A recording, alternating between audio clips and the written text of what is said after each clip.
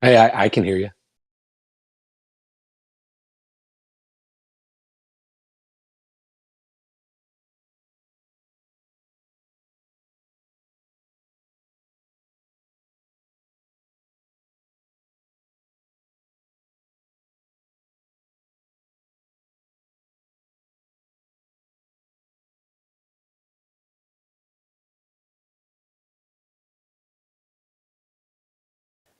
Boom. Let's go ahead. Is my mic even connected? I Testing, mean, I hear testing. you.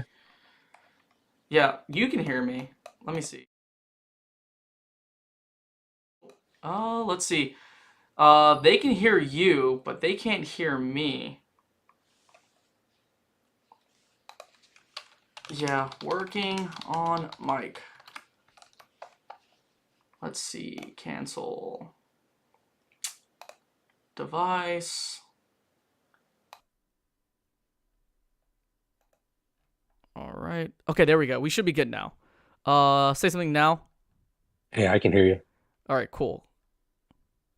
All right, welcome to the Poke Tea Time Cup podcast, where we serve you up a cup of the hottest takes on what's going on in the Pokemon community. I'm not Shivam. This is Eric, aka PokeMonster89, and he is the founder and CEO of Miami TCG Convention. So I hope everyone's Tuesday is going really, really well. Make sure you hit the like and comment and subscribe.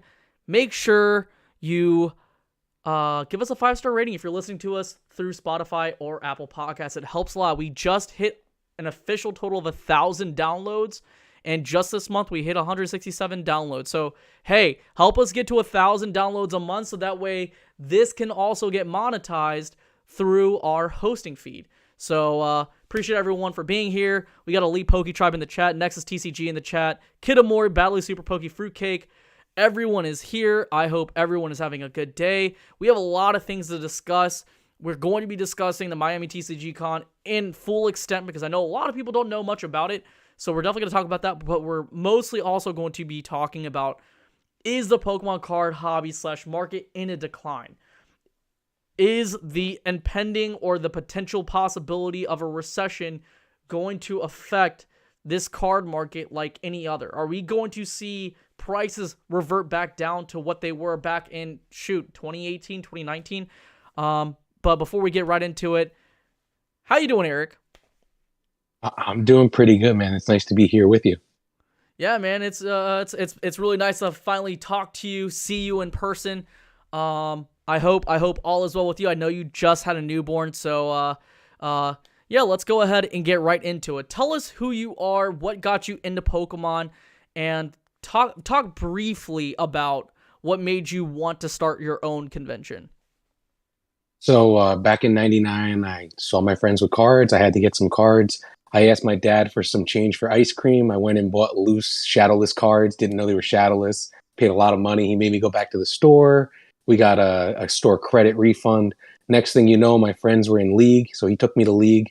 And when he realized it was a constructive game, and I never did that kind of stuff, I was into sports. He just dumped money onto packs and gave me books. And I ended up becoming the best kid in League back then. I still have my badges and I still have my original cards. And it was always a passion. And back in 2016, I got back into the hobby. I watched some SM Pratt videos and just, I was like, okay, I think this has a lot of potential long term, and it's something I really like. So I always wanted to finish the first edition set base. I never did as a kid.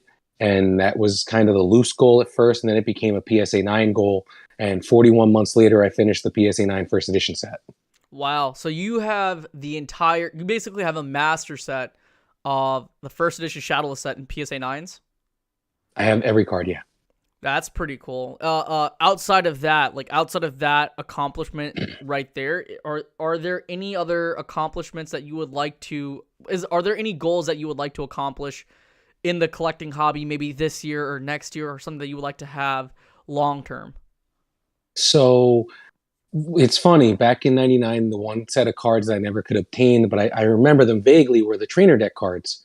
And so I'm a massive trainer deck fan as I've gotten older, and I'm one card away from finishing PSA 10 deck B. I'm seven away from deck A, but the pops are so low on those cards that it's something that I don't really care if it takes me 10 years or 15 years.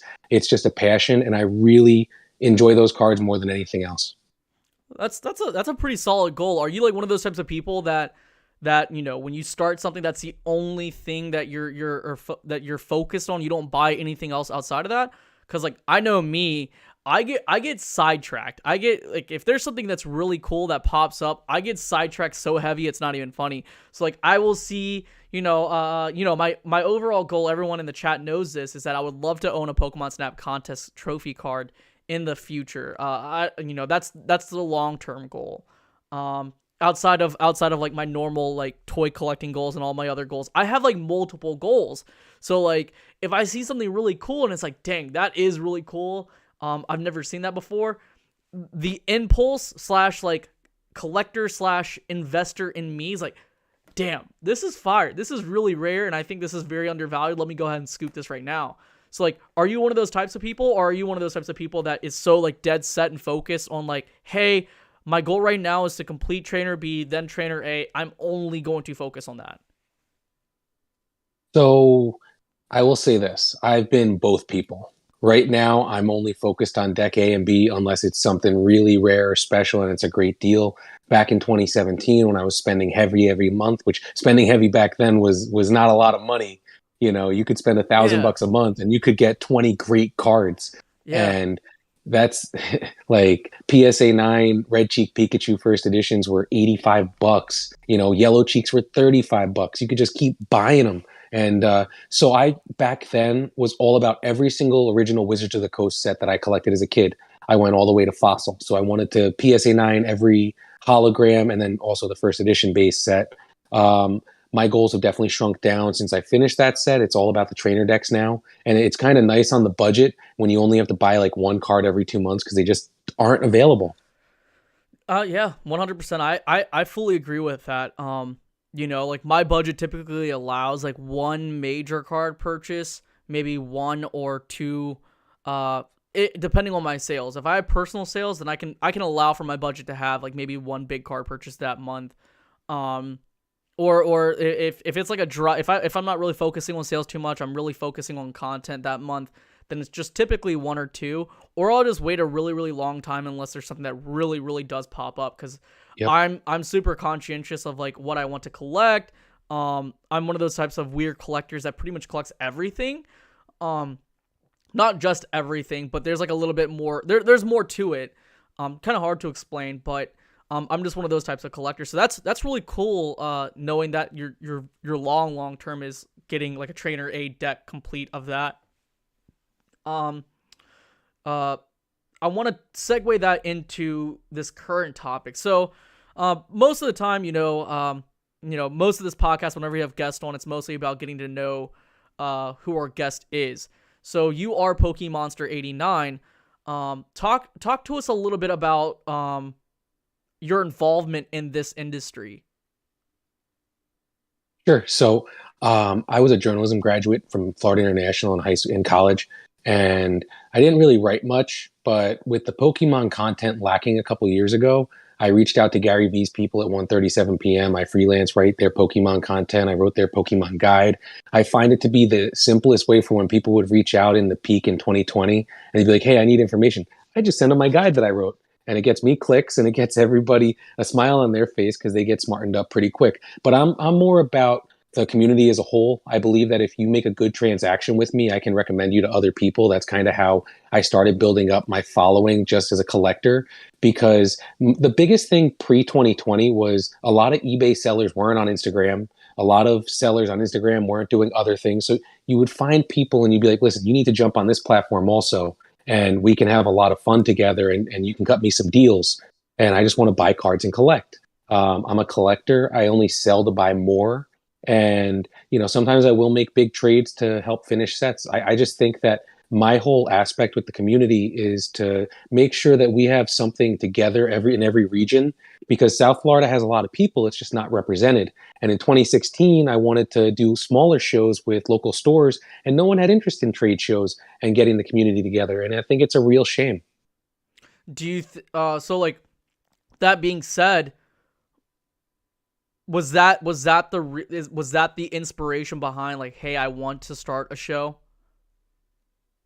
I always wanted to be involved in a show. Other people Okay. approached me previously about, doing it. It's something you can't do alone the first time. You have to have other people involved. And I'm not alone this time in the process. I have involvement, but it's so much easier the second time around. Yeah, I mean, it's kind of like, getting the training wheels off of something. You kind of get an idea of what it takes to actually do something. And once you get a good idea, you can kind of do everything that you need to do. And if there's certain aspects that you don't like, you obviously can delegate. Um, so you're in the business of quote unquote entertainment now because you're having these shows now. This being the first ever Miami TCG convention there is. You have it in a really, really great venue, great area. Sunnyside, Florida, where I know for a fact a lot of people are going to enjoy it. Which leads me into, we're going to switch off into our other topic about is the Pokemon hobby in a decline, or how is this recession or this impending recession or talks of a recession affecting people? So, obviously, you've been to shows. I've been to shows as well. I've been to numerous shows by now at this point, and I'm sure you've seen or been to numerous shows now too. And when we're at these shows, regardless of what the market is doing, if it's pumping, or if it's going down, down, there's always been a steady level of consistency where, you have your vendors and businesses who show up on a regular basis, people who are there when the up is up and people who are there when the down is down. And it makes you wonder how they're performing as far as the business goes. Well, they make their profits because they buy all their inventory at a margin. And that's how they're able to profit even when the market is down. So when all this stuff is happening and people say like, oh, my card, it's been very difficult to sell cards. It's been difficult to do X, Y, and Z.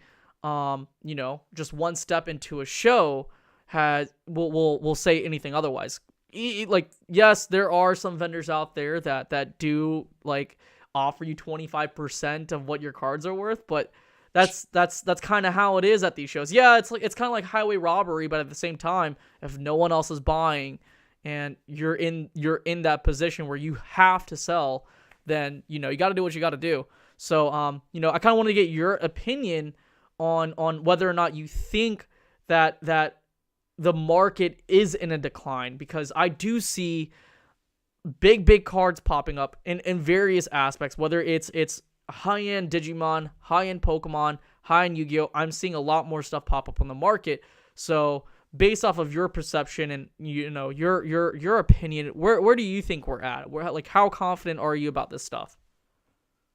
Well, it's been a good minute now since the heat and the height of the market. And people with diamond hands that have held on this long, if they're in a pinch, they got to unload. I think that it's a tough time for a lot of people to sell because there's an oversaturation now.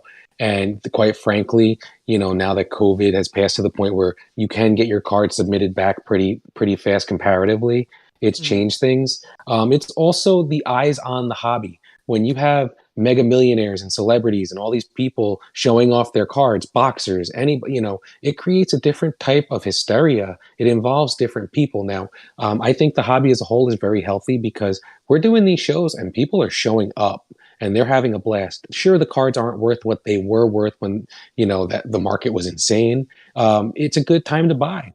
I think that if you do go to conventions, you just have to be patient and walk the rooms and see where people are at on their prices and see if you can find the deals you want. Sometimes you have to pay a premium for a card you can't get otherwise. I know that very well. I've Mm-hmm. set some record prices on trainer deck cards, and I'm not really worried about that. It's something that what matters most is getting what you think is your best chance to move forward, whether that's collecting, investing, whatever you want to do. You got to find the right investment for you. I think with these shows, it gives you a great opportunity to diversify, go and see all different type of inventories, and you can go vintage, you can go modern, you can do anything. And the most beautiful thing about the hobby today is we're in multiple generations now. It's not like in the early 2000s where this was just getting started. We've got almost 30 years, including Magic, of cards that have been produced, and you can go in a plethora of ways. And there are toys, there's merch, there's Funkos, there's everything at these shows. You can be in any type of area, and quite frankly, you can scratch your niche. Yeah. I mean, I fully agree with that. I think, sometimes, even myself, there are times where you overspend, But I don't look at it like that. I look at it in the sense of that's the price that I was comfortable with in terms of spending. That's what I personally think that's what it's worth, and I agreed to that. So, regardless of what happens to the market, I'm perfectly content with spending that kind of money. I've set record prices on high-end vintage Pokemon toys, and no one was batting an eye at it. And then once I gave it, kind of the attention it needed. Granted, I'm considered a micro influencer. Giving it a little bit of attention did nudge a lot of that price points a little bit more. When you educate and inform, like, hey, this is why this is worth something, then at that point, more people are more inclined to buy it at that point, especially if it makes sense to them. But yeah, you're 100% right. When you go out to these different shows, if it fits well within your budget, then that's great. One big thing is all about being able to negotiate. I know a lot of people who go to these shows who have little to no value in terms of their collections, who start doing sales on Whatnot, and then all of a sudden they blow up off of Whatnot because they put a decent amount of money in to begin with. Not a decent, like, just a good amount, not something too crazy, but they were able to buy what they needed to at these shows, buy it at a margin, and then be able to resell at market value, and get their profit from it. And I think from that, a lot of people are able to make them deals. So just like a lot of these vendors, a lot of these stores that are at these shows, you as an individual who show up, you're very much able to negotiate and haggle. Some people are more than happy to hear you out. Some people don't want to hear you at all, but it's all about shooting your shot. So, I think that was very well said. Like, regardless of what happens, I think the hobby is in a healthy space. A lot of these big cards have been moving up organically in a way. Like, we've seen all-time highs for certain cards, and that's kind of happened independently, right? Like, we see a good example is the fact that Logan Paul is actually about to have another break with Golden, right? Yep. And I think the current auction price per pack is like $3,700, but no one's really talking about it. So that being said, Logan Paul doesn't make this hobby. He's just a part of it, right? And at this point, I think we've just seen him enough that it doesn't mean anything anymore. Yeah, what are your thoughts? I know I just did like a whole word vomit right there, but what's your whole thoughts on all of that? Outside of shows, like, what's your thoughts on seeing a lot of these big cards up for sale? What's your thoughts on the whole Logan Paul break? Because I personally don't think that's going to cause anything within this space. I just think every first edition box break is special. You're talking about the most important sealed inventory remaining. That's kind of why I got into this set and why I have 2 first edition blisters. I also have graded first edition packs. My agenda a long time ago was, this is the rarest thing. Even if there's a surplus, the sealed part of it will always have massive potential. I think that it's the ultimate scratch offer / lottery ticket owning a blister. I think Logan Paul's good for the hobby only in that he does care about the best cards, and the 1% of cards are always going to be the most valuable, that top rarest, those items. And at the end of the day, you need someone to spend some crazy money to cap the ceiling. You need to have someone spending a couple $1 million so that we know there's something in there worth that much.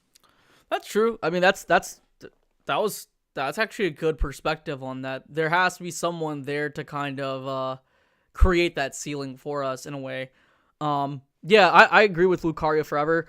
There has been all-time highs during this plateau period, but with inflation, we are actually really close to a recession. So outside of Pokemon, let's take a step outside of Pokemon for a second.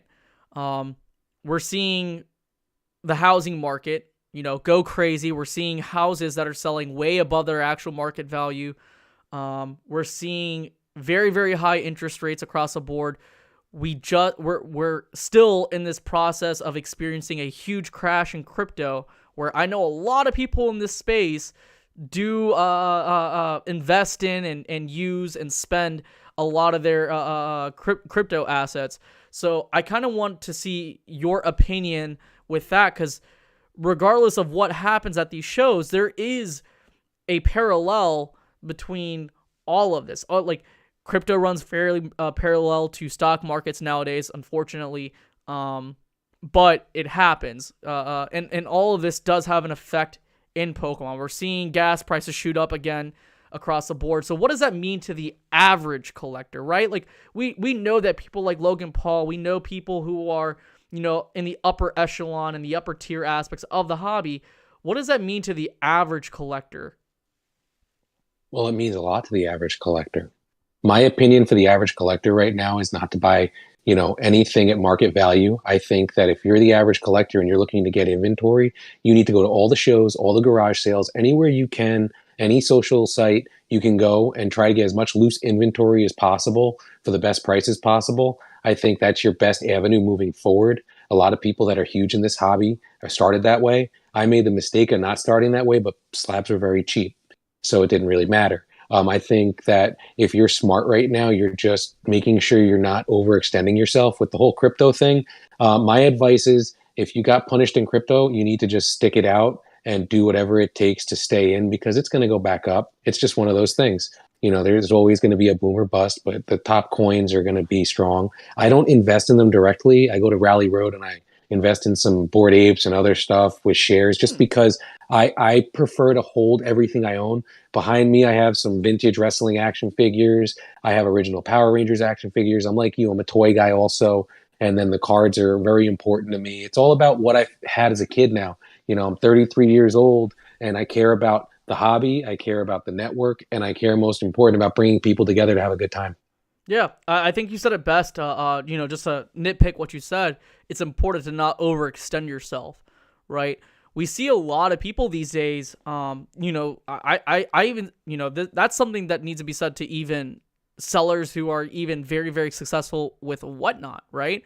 I see people who are going all out. Like, I see people who are literally buying out card shops, and it's like, this is stuff that, sure, you got this at a really good rate, but if anything happens in this potential market where we do hit a mild to severe recession, then no one's going to want to buy that. No one's going to want to buy your inventory out. There are people out there that are trying to liquidate inventory right now just to remain just to have some level of liquidity available to be able to reinvest when the market is horrible, right? Like, this is a great example as to why, like, the rich get richer, because regardless of what happens, they're okay. When the market tanks itself, they're able to they already have that liquidity available to be able to reinvest into a market when things are extremely, extremely undervalued. So in the same way, in the same fashion, there's a lot of people who are overextending themselves, who think everything is fine. And that's where there should be some level of worry. Now, if you're perfectly fine, if you got this at a really good rate and you're not overextending yourself like you said, then that's where the issue is. And it goes into all aspects, right? Like, don't overextend yourself into crypto. Don't overextend yourself into investing in stocks. Whatever it might be, just put in what you're quote unquote willing to lose. Yeah. And at the end of the day, if it's your passion, I don't want your passion I don't want anyone's passion to make them lose themselves. I don't want their passions to basically lose their pants. Like, we saw what just happened with Luna, which is a cryptocurrency. It was like at $100 per coin. And like, there should be like an actual documentary on this. It was $100 a coin, and so many people got rich off of it. And now it's like fractions, and I mean fractions of a penny. It's like 0.000 something of a penny, which is crazy. And so, like, the same thing can be said about all this other stuff, right? Like, for all we know, modern cards have been in a bubble, and if you're one of those types of people that have been investing heavily into modern, and that's what the bulk of what you have, and you're looking at this from an investment standpoint, not as a collector. If you're looking at this from an investment standpoint, a lot of that stuff is going to be corrected heavily in value. It's going to be so tough to move, it's not even funny. There are people right now that are struggling to move high-end cards. It's tough. So, I don't know what people are going to do, but, your advice is solid in terms of stating that, hey, don't overextend yourself. You could still participate in a hobby that you very much love by finding alternative routes. It might mean that you kind of have to stop buying booster boxes. It might mean that you just have to go to TCG Player or Troll and Toad and just buy out the singles that you want. It might mean that you have to take a break from opening packs for a month just to be able to buy that chase card. It's unfortunate, but in order for hobbies like hits, there we go. We're connected again. All right, we should be Gucci. It's loading back up on here. It happened. This did not happen last week, guys. We're back on OBS. Sorry, my OBS got disconnected. I do not know what happened. It's because I live out in the boonies. We're Gucci. We're good. But yeah, it just comes down to that. Like I would love to like pick someone's mind about someone who, like, I would love to talk to Gary about this more. I think I might ask him more about this next week when I see him in Dallas, just to talk about like what happened. What did you do in 2007 when this happened? I would like to talk to these old heads that have been around for so long, that have had such, a stellar collection since then. But are you worried? Are you moving and selling cards right now because of what's potentially going to happen? Are you doing that with any of the investments that you currently have? No. Currently, I moved a bunch of inventory to buy inventory. One of my biggest moves this year was the PSA 10 Trainer Deck B Blastoise. There's a Pop 18. Yeah. I moved the first edition PSA 7 Charizard, and I moved about $6,000 in more inventory to do it. It's a card that I'm just fearless about. I believe the Trainer Decks are just, and it's just such a clean copy in the 6 cert numbers. So my opinion is I'm not selling. I think that if the market dipped anymore, I'd be happy to start spending money again. I think that this is definitely a hobby, and I think Pokemon overall has just so much potential long term. When you look at baseball cards, they're over 140 years old as their oldest cards. You look at Pokemon cards, they're 25 years old as their oldest cards. I think that this is something I like looking at the cards. I want to look at my cards for the rest of my life. Yeah, it's a hobby first. It's a hobby first. Like, that's something you're absolutely passionate about, regardless of what the price is. Yeah. Right. And owning a first edition Charizard in PSA 9 is something I'm very passionate about. I know you're very passionate about your BGS 9. I think that overall, if you don't like holding the cards, you shouldn't be invested in them. And Pokemon has sold over $100 billion worth of merch and games and everything else, and there's a reason for that. Yeah, I think it just comes down to passion, right? I get off, and I've said this numerous amounts of times. I get off work. I work a 9 to 5. I run my own business with my family. I get done. I get off work. I'm in the first thing I do, if it's a rest day, I come in my studio. If it's not a rest day, I'm at the gym, get what I need to do, then come straight into my studio.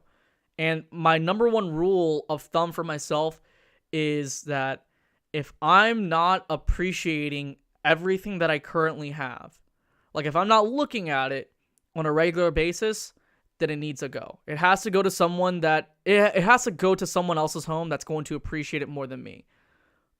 It could be a slab. It could be a very valuable slab. If I'm not even looking at it for more than, if I don't look at it every single day, if I say like, oh, I haven't seen this card in a long time and I can't appreciate it for what it is, then at that point, you have to move it. This is something that's for me. I'm not telling this is not meant for anyone else. That's just my rule of thumb. Like, I can sit in my studio and look at all my toys and be like, man, this is sick, right? And it holds me over. It it's like a lot of people ask, like, how do people like myself and you, how are we able to wait so long before buying something to add to our collection? How do you wait for a month or 2 months before finally scratching that itch? It's just by being content and appreciating what you have. I think it's best said that regardless of what kind of value there is to your collection, there's always going to be someone out there that wants what you have, right? Mm-hmm. You could have an energy card, and there's going to be someone who wants that. And I know that for a fact. I once had a kid, I had a grandma come to one of my warehouses where my parents were at the time. She was asking, like, my parents had told him that I do stuff with Pokemon, and they knew that my parents knew I had a lot of bulk at the time, and my parents sent that old lady towards me at my own business. And she's a grandma. She has a grandson. And I didn't know anything about it. She said, "Hey, do you mind if like I can buy some Pokemon cards off of you?" I said, "Well, I have a bunch of bulk. You don't have to buy it off of me. I'll give it to you for free." So I gave it. It was a bunch of It was just a bunch of holos, a bunch of modern cards. Nothing that really meant much to me to begin with. That kid came back with his grandma 2 days later, and I found out from the grandma herself that he was drawing his own Pokemon cards because he didn't have his own Pokemon cards.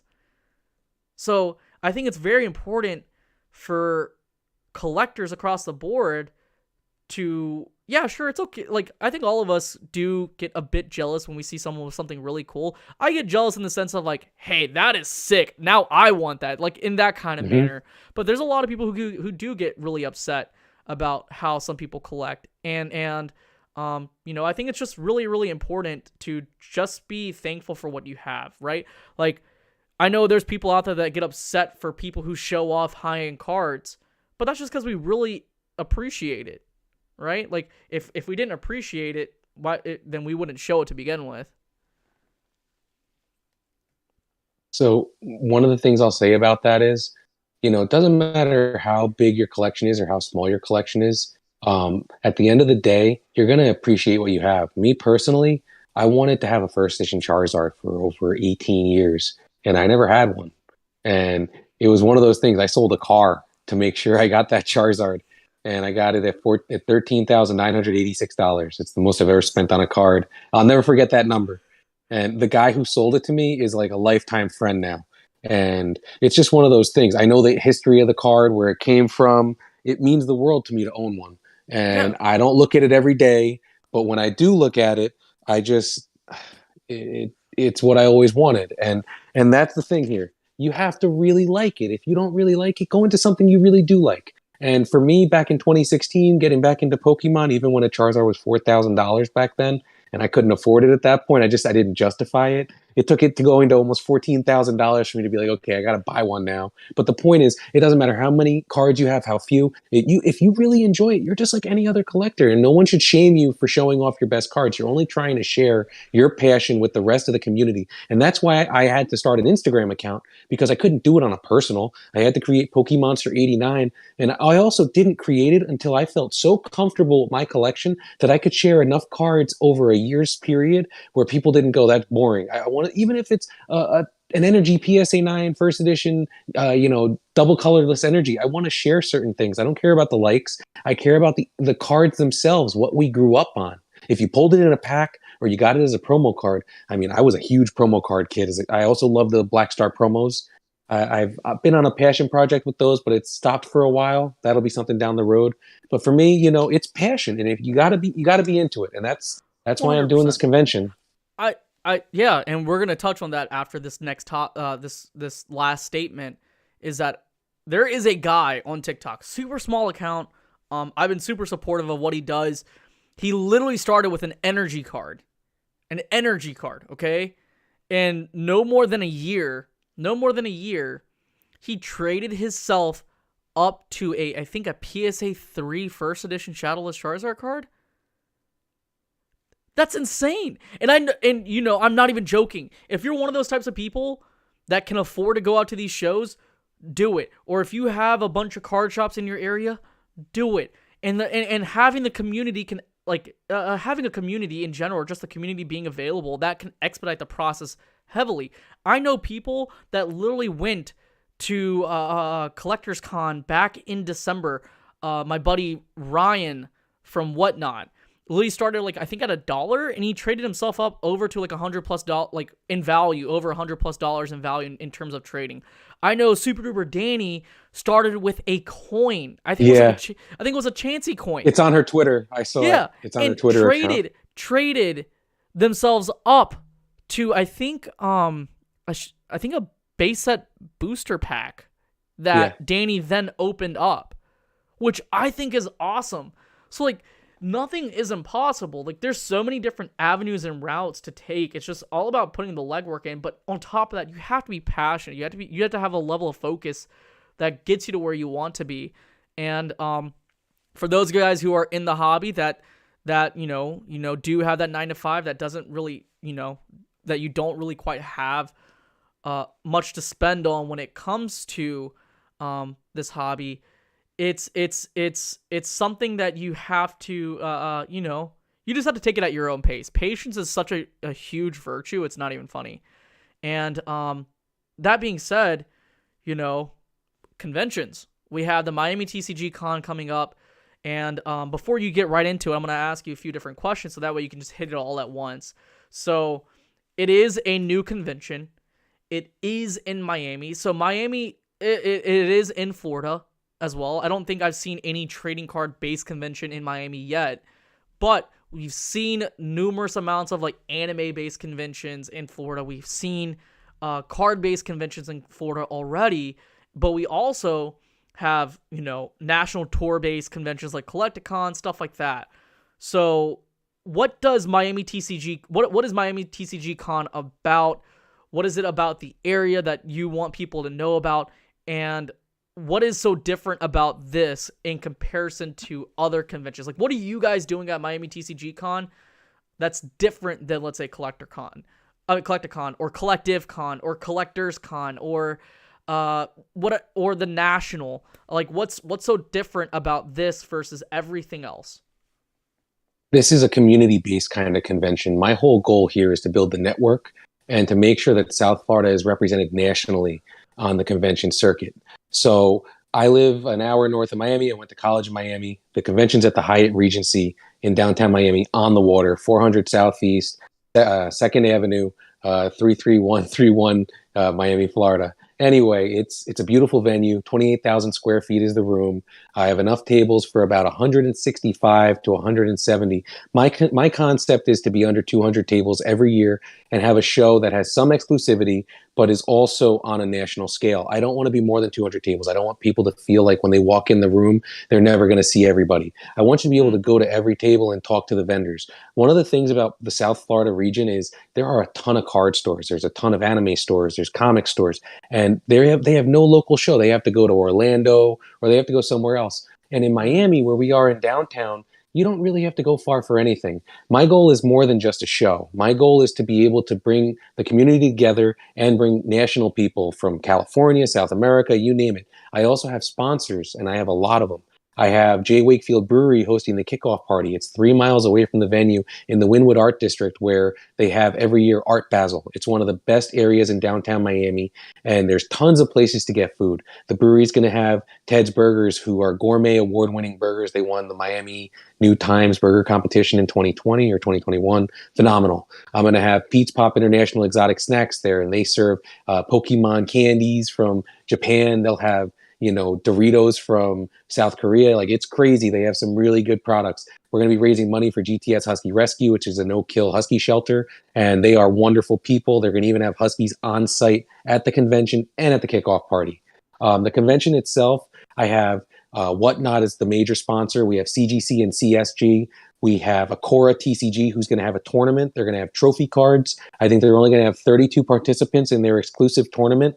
We have a battle lounge where all 4 trading card companies are going to be in there. That's Akora, that's Dynasty, that's Titan, and that's Cryptic. And they each are going to have time to give demonstrations and do their own thing at the battle lounge. I have Savage Global Marketing sponsoring, and they're going to be releasing a video soon. They are phenomenal. They're in the yachting industry for most of their work. I have Pete's Pop, which is previously mentioned. Luchado Donuts are going to be there. You can, if you're a vendor, you can pre-order donuts. If you're a VIP, you're handed the donut when you walk in. They won the Miami New Times Best Donut of 2021. They're delicious. We have Soulfly Fried Chicken. We have more sponsors. But the one cool thing is we have Pilo's Tequila Garden for Saturday night. So after the convention on Saturday night, we're going to have a get-together at a very nice venue next to the brewery. It's all walking distance once you get over there, 3 miles from the venue. So, you have your waterfront, then you have your art district. And the most important thing is the community gets to get together, and they don't feel out of balance, out of place after the show. And at the show, they can hang out the whole time. It's going to be set up and designed where they can walk, hang out, and not feel like they have to leave. Right. I think that's actually really cool because, you've mentioned community a lot, and it's not just the Pokemon community or the card community as a whole. You're actually doing this as a service to your community, you're bringing in a lot of local based stuff to your convention, and giving them a place to represent themselves to a more broader group of people that are not necessarily familiar with Miami, or familiar with that particular area or that restaurant. You're curating an experience, not only for the people that are coming like myself, but also for people to be able to come and say like, oh, hey, this is where I went to. This was amazing. And in a way, you're not only creating exclusivity with with these businesses that you currently have.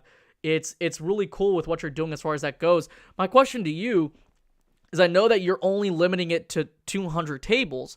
Well, if this is a hit, and as time progresses and it is a success, you're gonna have much more people who want to come. Are you going to increase the tables based on the amount of people that do plan on coming? The beautiful thing about the Hyatt Regency in downtown Miami is I can extend it further. The lobby is huge. The cool thing is the elevators from the hotel to the convention center are 200 feet. It's all indoors, and you can see the waterfront. It's a very unique venue in that sense. And the one cool thing, in my opinion, is I don't want to get as big as the big national shows. I do want to stay under 200 tables, no matter how much demand. I can have 3,000 people in the room at a time. So it's not about, how many people you can have there. I believe that this is a comfortable venue where people will have a spacious environment. And that's the other thing. I don't want to cram people in there. I don't want to cram tables in there. I want to make it where all my vendors feel appreciated and they don't feel like they're getting some corner spot that's no good. That's true too. I care about the community. I care about giving back some. I want to raise money. I want to give all of these vendors an opportunity. One of the coolest things is Whatnot is giving every vendor the opportunity to become a Whatnot seller, and immediately if they become, a vendor at the convention, which is, in my opinion, pretty awesome. I think that all of the vendors there have already reached out to me and have discussed this with me. My opinion is I want to see what you can do on your own. I want to let you have your own vibe here. This is Miami. We're open to allowing every vendor to do what they think is the best flavor for them. And I'm going to have a competition where the best vending booth, like the one that looks the best display, the ambassadors are going to choose, and they're going to win a prize. That's pretty cool. There's a lot of layers to this. That's something that I've kind of noticed. It's not just like a normal convention where, you have people who host this convention, they buy out the venue, and they have a bunch of tables sitting around, and then, you have people who show up, and that's really it. There's a lot of layers to this that should be appreciated, and I think a lot of the people that do show up are definitely going to see that. Yeah. I guess, on that note, what's your vision as far as this goes? I know that you're going to have tremendous levels of success based upon what you're saying, the amount of work that you're putting into it. But when it comes to your vendors, and you're wanting, only 200 tables, that's very competitive. And that will make it very competitive. How will you decide who gets those 200 tables? Is it going to be kind of like the national, where people are going to have contracts at that point? Are you going to just how does that done? Lottery system? So moving forward, well, before we get past this year, I do want to say that every vendor that comes to this convention will get a certain amount of priority next year. Sponsors obviously get first priority. This was a 100-day plan out.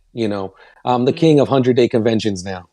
But the next one will be a 10-month to a 1-year plan. I don't like rushing things. I like taking my time. I like creating content and showing everyone what we're going to be delivering. My opinion is I treat all of my vendors with the utmost respect and give them the opportunity to come, first serve next year. And then I release it to the public. And, the most important thing are our local vendors getting the opportunity to showcase themselves with the national community, because we have tons of stores, whether it's Pull Wax, Cognizant, you name it. There's a ton down in South Florida, and there's more popping up every day. And a lot of them were vendors at my last show, and now they're stores and they're vending at the Miami TCG Convention.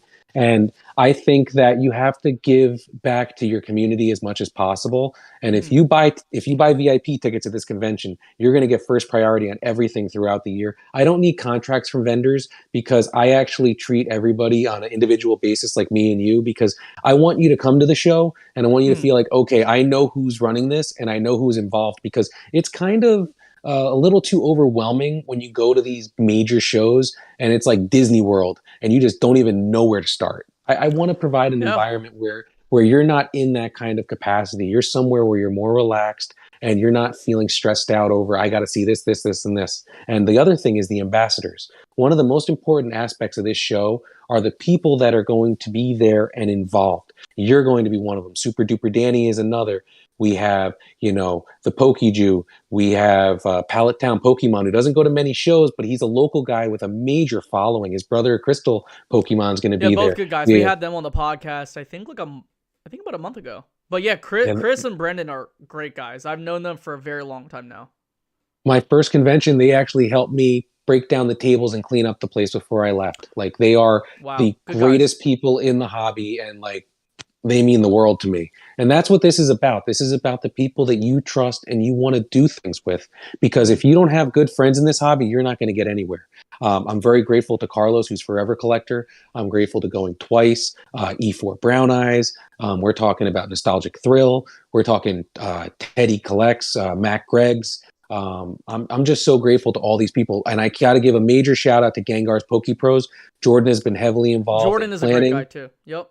And he's worked very hard to make sure the Miami community knows what's going on. And we always have boots on the ground down there. The one important thing that I keep getting back to is I want everyone that comes to this show to feel like, okay, I'm not getting kicked to the curb after the show. I know to go to this place. I know to go here. I know to meet up with everybody everywhere. Because the truth is this, you can go from 300 followers to 1,000 very fast when you make Yeah, friends with major 100%. accounts. If you want to make your way in the hobby just as a collector, you got to go to shows. If you want to make your way in the hobby as a seller or a Yep. flipper, you better go to shows. If you want to have any impact in the community, you have to go, because it's a community where you can be on social and you can be very successful. Yeah, But if of you're not course. a name, if they can't put a face to a name, they're never going to know you further. I think, a lot of people starting out, I think I think shows are the best way for people to grow. I've seen people who have no following whatsoever on social media, who don't know anyone at conventions. A good example is one of my buddies. His name is Austin. He just started on Whatnot not too long ago. I helped him get on there. His name is Skyrush Gaming. Had no one. Showed up in Houston. Immediately he started developing a following. Immediately he got on Whatnot, grew a following. There's so much raw content to be made at these shows during, after, and before that. If you capitalize on it in the right way, you will blow up. A good example is Don Diego. A lot of people know who she is in this community. She came to the second Collecticon, and at that time, she had 2,000 followers. Almost immediately after that, she doubled that, plus 1,000 more. I think, but before the national, she hit like 5,000 followers. So that just goes to show you the power of content. Collaborations happen all the time. It's just, breaks happen. Just being involved in any way, shape, or form, or any capacity is just beneficial. Even, like, let's say, a content creating aside, if you're a seller, it is it is the best place to start. And I think a lot of people who do get frustrated in sales or content, I think this is the best place, because there's so much things to be inspired by and to watch and to be able to participate in, that there is no excuse to grow a following from these shows. It's more person-to-person interactions, and I think the fact that you're keeping it at 200 tables, I think that's a good thing, because like I feel like with I feel like that being said, you can go across numerous amounts of tables. I feel like I need an extra day when it comes to these big, huge conventions. Like, I can totally see why the national is like almost a week long. I can see why it's 5 days long, because you're literally having to walk through numerous amounts of tables, and it's like, who has the best deal, But yeah, no, I like that. I liked it a lot. Yeah, and just to touch on, one of the most important things with the convention is when you come there, we're going to be raising money for GTS Husky Rescue. We have this artist named Baggy, and he's got over 18,000 followers on Instagram. He's going to be doing canvas artworks in the lobby at the convention center, and he's going to be donating a canvas artwork for the rescue to raise money. That's pretty Whatnot's cool. going to be doing tons of streams. We're going to have a Sega and a Nintendo 64 set up for charity, and you're going to be able to play Mortal Kombat, Street Fighter. You're going to be able to play Super Smash Brothers, and you pay $5 a game or more if you want to donate more. And if you win, you keep playing for free. If you lose, you got to pay to play more. It's all directly to charity. One of the biggest passions I have with this community is when you meet somebody at a show and you follow each other and you talk to each other, it's totally different when you message with them. It Yep. changes everything. Yep. And, we haven't met in person yet, but I already know that because we all have the same friends and the same people in the network, anything is possible because they recommend you, they refer you. That kind of referral is life-changing. I've only been to one major national show, and I've hosted one show. And I'm known as a convention guy after hosting one show. It's like the guy in high school who hosts one party that goes well and everyone knows him as the party guy. And, my whole premise here is this. You come out, you're going to have a great time. You're going to meet a lot of people, and it's Miami. Like, you can't go wrong. You're on the water. You can do whatever you want. Everything's within 3 miles. You can walk to Brickell right there. You can go to Wynwood Art District, and you can just see so much. And the most important thing is you're going to do it with like-minded people. Yeah, of course. Yeah. We are hitting our hour mark. That is our typical runtime for as far as our podcast goes. Go ahead and give our viewers here your plug. Like, give them the Instagram, the socials, everything that we can find you on, the websites, the whole shebang.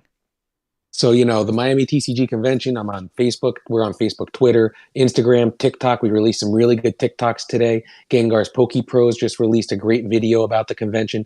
Check us out on the Instagram, MiamiTCGConvention.com. Also, the website needs a little tinkering, so just scroll down and it works. We have our Eventbrite link for VIP tickets and for daily 2-day passes.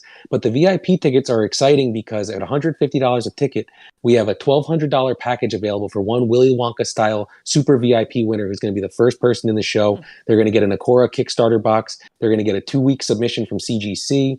They're going to get a bunch of other prizes. I'm going to throw some personal slabs in there. Vendors wise, one vendor is going to win a heavy first edition fossil pack. Wow. We're going to do other giveaways at the convention. I'm going to have a QR code on one of the banners, and we're going to have a Pete's Pop mystery box with prizes in there. The whole goal here is to get excitement going, get the blood flowing, and to make sure everyone comes to Miami and has a great time. And we have hotel discount links until Friday available at the Hyatt Regency. Rooms are selling out fast. The Miami Heat are in the Eastern Conference Finals. If they win, the hotels are going to be sold out so fast in downtown Miami because it'll be the finals week when we have the convention. Could you imagine a convention during Miami Heat finals week? It's going to be spectacular. I can't wait to have everybody down there. It's early June. There's no worry with hurricanes. You have 2 Collecticons. Come to our show after if you want to. And the most important thing is do what's best for you. Don't overextend yourself. And if you come to the convention, make sure you introduce yourself to me because I would like to meet everybody that's passionate about the hobby. Awesome. And just to let our audience know, what dates is this? June 11th and 12th at the Hyatt Regency downtown Miami from 10 a.m. to 6 p.m. VIPs get in at 9:30. We have 4 promo cards. The VIPs get first priority. And, the most important thing is if you come out, you're going to want to come back next year. Yeah. Well, I mean, I'm pretty pumped. I will be there Friday morning and I leave Sunday evening. I didn't know, I had a certain amount of money in the budget as far as traveling goes. And so I was like, you know what? Like, hey, I'm going to make this set. I'm gonna do my best to stay as long as possible. And with if you can go, do go. I understand that plane tickets are going through the roof. It's crazy. Like, they jumped up significantly, like literally in March. They jumped up so quick. But yeah, if you're planning to go to any show, whatever it might be, let this be one of them that you do go to. If it's any other show, feel free to do that as well. But definitely plan that out because I know it's one thing that is kind of expensive to do. But if you ever have an opportunity to go. And if this is it, go. But besides that, where can people follow you on Instagram? PokeMonster89, Miami TCG Convention is the account for the convention. But yeah, my PokeMonster89 account is my personal, and you can see my whole collection. And it's just a lifetime story of collecting, man. And that's what it's all about for me. I just want to have sets, and I want to finish passion projects, and I want to keep moving forward. Yeah, for sure. That kind of wraps up this podcast right over here. To quickly go through our sponsors for this podcast, we have TCG Stadium. TCG Stadium is an online card shop based in Nashville, Tennessee. And they have numerous amounts of modern Pokemon and Yu-Gi-Oh product. I know Astral Radiance is, I think that's the newest set that's coming out. I'm a boomer when it comes to newer sets, but that's probably the new set that's coming out. If you're finding difficulties in buying it, then definitely check them out. I'm sure they probably have Ghosts of the Past 2 as well. And we also have the Pokemon Network. Pokemon Network is a sponsor of the Poke Tea Time podcast. He's also a poster boy of the Miami TCG Con. Ken Lee is a great guy to go to if you're looking for anything affordable as far as slabs or Pokemon product down to the most expensive of stuff. He's your one-stop shop. Next up is Double Infinity Gaming, which is also going to be at Miami TCG Con. They sponsor us as well. They're a online card shop based in Florida. Julie and Will are just amazing people. They have most of their focus behind Magic the Gathering, and like I said, just really really good people. If you have any questions in terms of other TCGs or gameplay or just their thoughts in general, definitely hit them up. Julie runs the social media accounts, so that's who you're talking to if you're messaging them. And then our unofficial sponsor is probably the best app there is. This is the Collector app. The Collector app, we're not sponsored. I know people say that we're sponsored, but I get zero money from them. But Collector app is the most advanced portfolio tracking app there is for how old it is. It's like probably 4 months old, and it's tracking, I think, more than 10 different TCGs, Funkos, as well as even basketball cards. They just added in PGS a couple of weeks ago, and there's a lot more features to come. If you are interested in meeting the Collector team, they will be in Dallas, Texas, not this weekend, but next weekend. So make sure you stop by at my table with them and just say hello. But besides that, Eric, we have a way that we sign off from the Poke Tea Time podcast. It looks really cringe, but you're going to have to do it with me. Everyone does it. Everyone has done it. It's you get an imaginary teacup, you say sips up, you say deuces, and then you salute right out. Sips up, sips deuces, up, deuces, and then you salute out. So we're going to do it on 3. Sips up, deuces, and we're out. We'll see you guys on the next podcast. I believe we're going to shoot for the legendary Swolpoke next Tuesday. So I will let you guys know when we do have him secured. I did have a TBA to be announced, but I'm sure he'll probably join the podcast. So I'm really excited about having him on here. Jeremy is a good guy. He's a good friend of mine. Just stay tuned, and we'll let you guys know.